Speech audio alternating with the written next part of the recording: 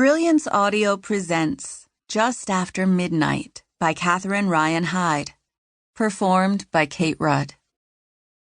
Faith stood in line to buy 2 chicken soft tacos from the food truck that serviced that weekend's dressage show. Bag in hand, she cut across what might have been green lawn if this hadn't been the Central California Valley. If it hadn't been more or less 100 degrees all summer, including now. Instead, her boots crunched over a sea of wood chips on the way to Barn C. She had to take a long cut to avoid a watering truck that was spraying down the path to keep the dust to a minimum.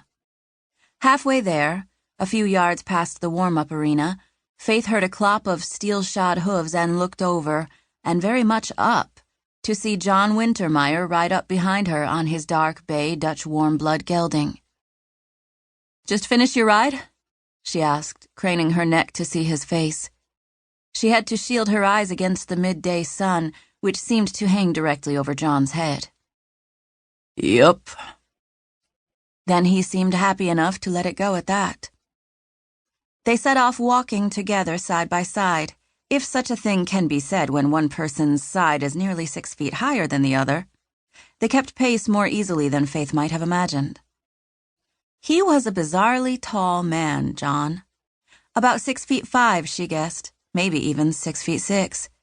As a result, he made his massive dressage horses look like ponies. At the top of his withers, this gelding was taller than Faith. When the huge beast was saddled, she could not peer over the horse's back, not even on tiptoes. But the bottom of John's boots, where they sat in their metal stirrups, hung more than a foot below the bottom of the huge horse's barrel. John's legs looked toothpick thin in their clean, white English breeches. Faith thought she could wrap both hands around the widest part of John's thigh and have her fingertips touch on both sides, though, for obvious reasons, she had never tried. "How did it go?" she asked, more or less to have something to say. "Could have been better." His voice sounded small, or just too far above her, or both. Actual errors, or you just didn't like the way he was going? "Somewhere in between. The canter pirouettes were only so-so. His haunches came around too much. That's my fault as much as his. But I was pretty disappointed with the tempes."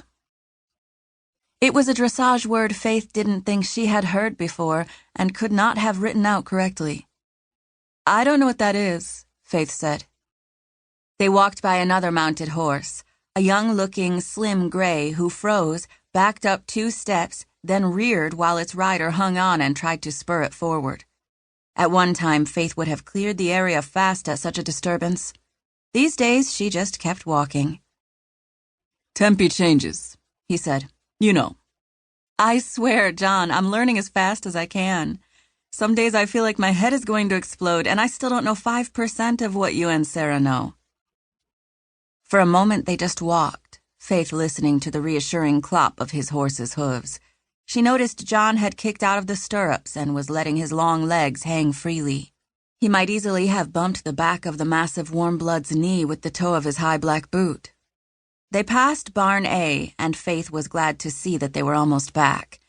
It was such a long walk from everything on these showgrounds to everything else, and in this heat. "It's when you do a flying lead change every X number of strides," he said. "These were 2 tempes, with a lead change every 2 canter strides. You saw me doing 1 tempes the first day I met you, and you said it looked like the horse was skipping, remember?"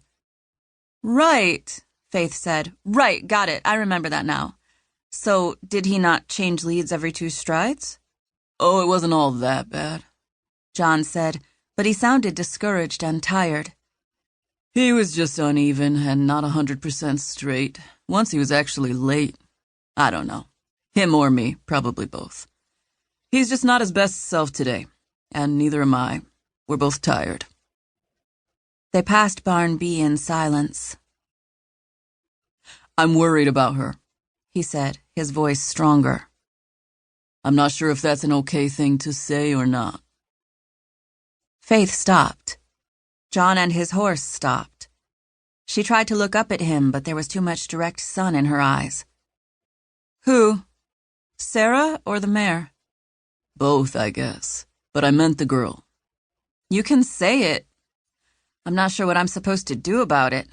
More than usual, you mean?